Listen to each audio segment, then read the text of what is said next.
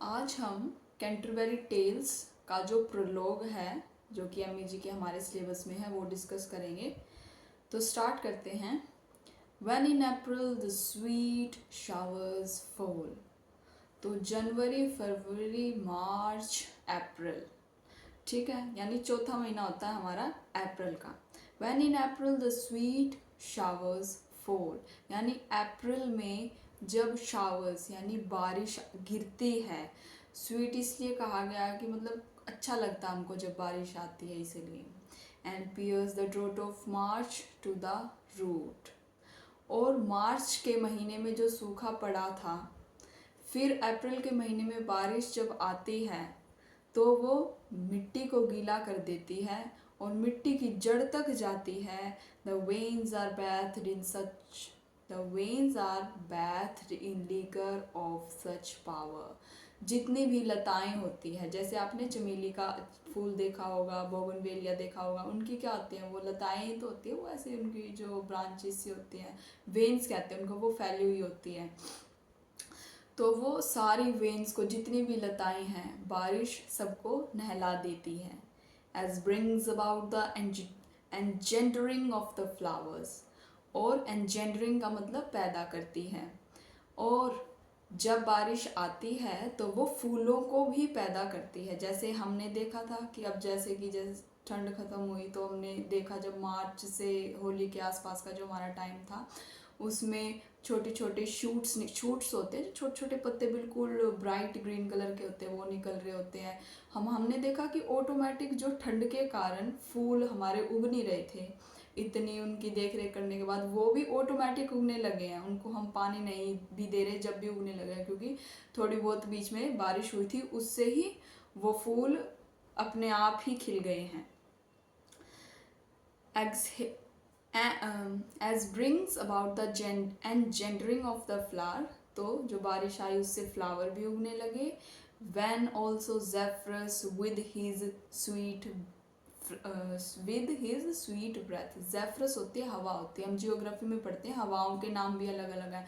जो पूर्व में चलती है उस हवा का नाम अलग है, तो ऐसे ही जेफरस हवा का नाम है। जेफरस जो होता है वो विंड और स्प्रिंग का देवता भी माना जाता है, ठीक है, इसलिए जेफरस जो होता है। तो इसने कहा when also Zephyrus with his sweet breath, ठीक है। तो जो जेफरस यानी जो हवा और स्प्रिंग का देवता है, वो जब अपनी फूंक हर जगह मारता है तो जितने भी फ्लावर्स होते हैं वो उग जाते हैं। जितनी भी वेन्स होती है बारिश आने की वजह से वो नहा लेती है।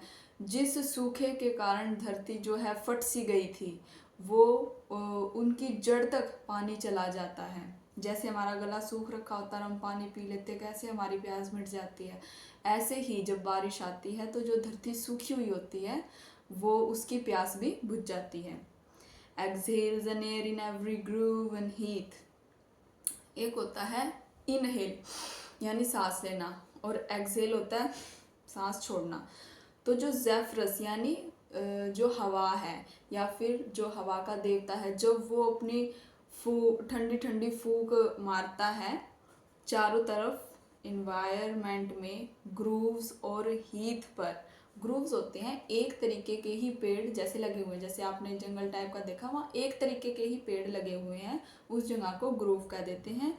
और हीथ होती है एक मैदान होता है, वहाँ पर अनवांटेड प्लांट्स भी हो सकते हैं, जैसे कि जो सूखी घास वगैरह उगती है। मान लीजिए हम कहीं सफ़र करने जा रहे हैं तो रास्ते में हम देखते हैं ना, ऐसे मैदान खाली पड़ा है, उस पर घास उगी पड़ी है, जो कुछ ग्रास गोल्डन हो चुकी है, कुछ घास और बड़ी हो चुकी है, यानी वो एक मिडो टाइप का होता है जो अनवांटेड, जहाँ पे कुछ कल्टीवेशन नहीं करी गई है, तो वो हीथ होता है। तो जो जेफरस होती है वो नेचर में ग्रूव्स के ऊपर और हीथ के ऊपर, यानी जो ग्रुप्स ऑफ ट्रीज है एक जैसा, उसके ऊपर भी अपनी हवा छोड़ता है, और हीथ के ऊपर भी यानी एक मैदान के ऊपर भी अपनी हवा छोड़ता है। अपॉन द टेंडर शूट्स, और जो छोटी छोटी शूट्स निकल कर आई हैं, जो बिल्कुल चटकीले छोटे छोटे बिल्कुल पत्ते होते हैं, उनके ऊपर भी अपनी हवा को छोड़ता है। And the young sun his half course in the sign of ram has run. तो यानी कि जैसे हमारी राशियां होती हैं, उनका एक पीरियड होता है, तो इन्होंने कहा है कि जो रैम यानी जो सबसे पहली मेष राशि होती है ना, वो तो जो रैम होता है वो फर्स्ट साइन ऑफ ज़ोडिएक यानी राशियों में सबसे पहली राशि वो मानी जाती है, और ये 21 मार्च से 19 अप्रैल जो सूर्य होता है वो एरिस, तो जो सूर्य होता है वो एरिस में 21 मार्च से 19 अप्रैल के बीच में रहता है। ये एक जियोग्राफी का कॉन्सेप्ट है, इसको हम और डीपली भी समझ सकते हैं। पहले आगे बढ़ते हैं। And the small fowl are making melody. Fowl उल्लू की तरह दिखने वाले होते हैं, ठीक है। मेकिंग मेलेडी यानी वो भी अपने अपने गाने गाने लग रहे हैं, जैसे भी उनकी वॉइस होती है। That sleep away the night with open eye. वो रात भर का एक आँख खोल के और एक बंद करके सोते हैं। जैसे कई बार हमने डॉल्फिन्स को भी देखा है, कई बार कैट को भी देखा है, वो एक आँख खोल रहती है। तो आगे बढ़ते हैं। So nature prix them and their heart engages. तो यानी अब नेचर यानी माहौल अब ऐसा हो गया है कि उनको जो है प्रिक, जैसे कि शुगर टेस्ट करते हैं तो उंगली पे प्रिक करते हैं, चुभाते हैं और फिर ब्लड बाहर आ जाता है। तो ऐसे ही नेचर ने इन सबको मोटिवेट टाइप का कर दिया है, जिससे ये सब जो है खुश हो गए हैं। इनके जो हर्ट है, दिल जो है मतलब नेचर में खो गया है। नेक्स्ट पढ़ते हैं। Then people long to go all pilgrimages. तो जैसा आप देखते हो, देखो ठंड आती है तो सब जो है आलसी से हो जाते हैं थोड़े, और लोगों का बाहर जाने का मन भी नहीं करता। लेकिन जब इस टाइप का माहौल होता है तो एकदम से लोगों में एनर्जी आती है। मान लीजिए आपका खून जम गया और जैसे मान लीजिए ठंड आपको लगती है, आप फिर हीटर के आगे सेकते हैं तो आपको अच्छा लगता है ना। ऐसे ही जब ठंड गई, स्प्रिंग का मौसम आया, अब लोगों के अंदर एनर्जी है, अब उन्हें ठंड भी नहीं लग रही, अब उनका मन कर, और इतना अच्छा नेचर देखकर अब उनका मन कर रहा है कि वो पिलग्रिमेज पर जाए। पिलग्रिमेज यानी किसी तीर्थ स्थल पर जाएं।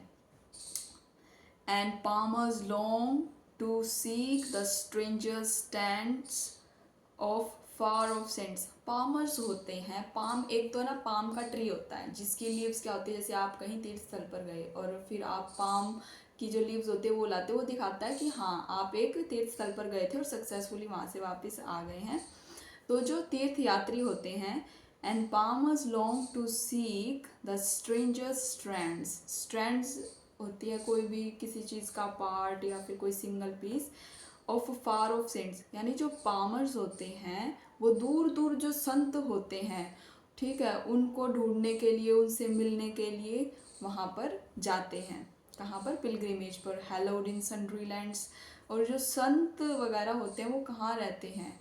सन्ड्री। सन्ड्री का मतलब जो ज़्यादा इम्पोर्टेंट प्लेसेस ना हो। हैलोड का मतलब होता है होली। तो मतलब जैसे हम देखते हैं तीर्थ स्थल पर कोई ऐसे आम लोग तो रहते नहीं है, ठीक है। मान लीजिए जैसे पहाड़ों पर भी संत रहते हैं और अलग अलग जगहों पर संत रहते हैं। तो इन्होंने कहा कि जो संत हैं वो होली जगह पर, ठीक है, जो भगवान से रिलेटेड होती है उन जगह पर रहते हैं, उन लैंड्स पर रहते हैं। और जो पामर्स होते हैं यानी जो तीर्थ यात्री हैं वो वहाँ जाने का, उन लोगों का वहाँ संतों के पास जाने का मन करता है। And especially from every shire's end in England down to Canterbury they went। वो कहते हैं कि जो कैंटरबरी है, ठीक है,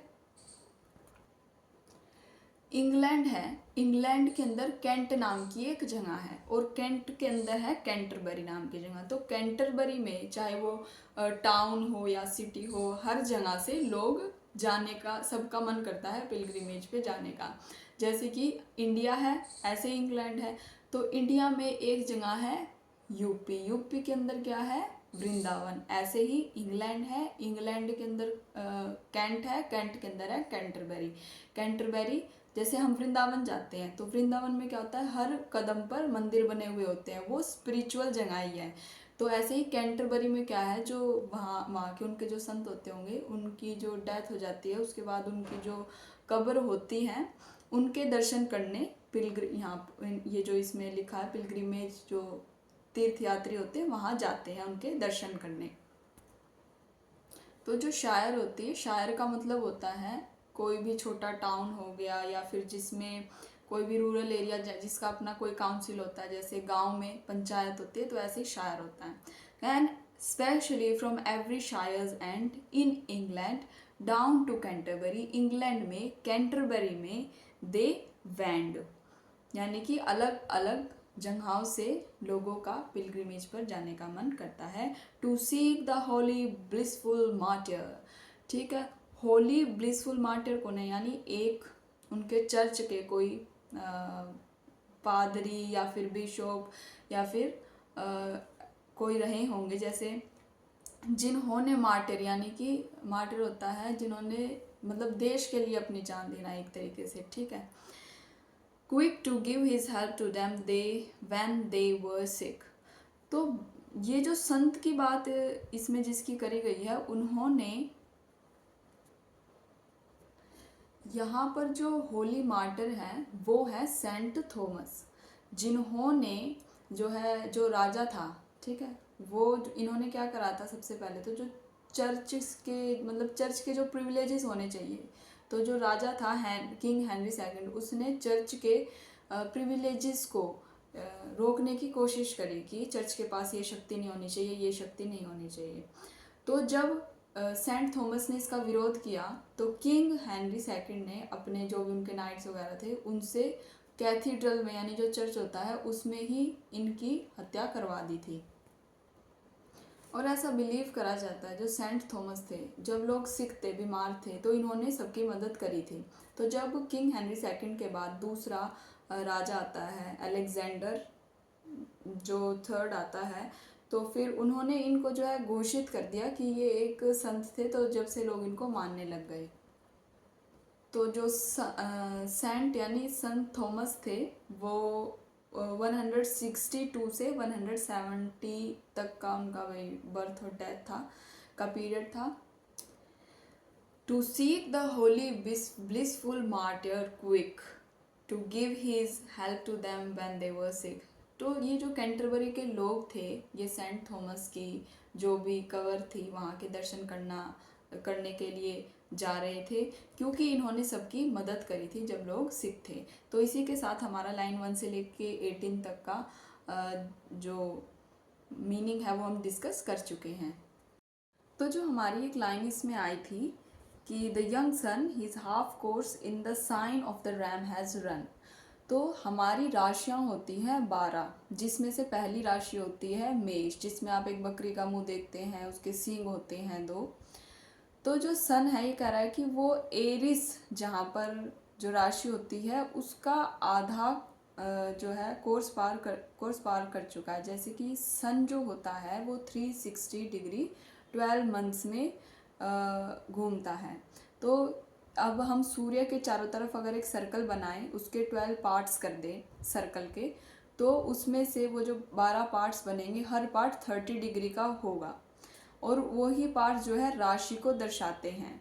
तो यानी किस खंड में सूर्य किस, और नक्षत्र हमारे 27 होते हैं। तो इसमें से सिर्फ ये सिंपल ये बताना चाहता है कि जो सूर्य है जिस खंड में मेष राशि आती है उस खंड को पार कर चुका है।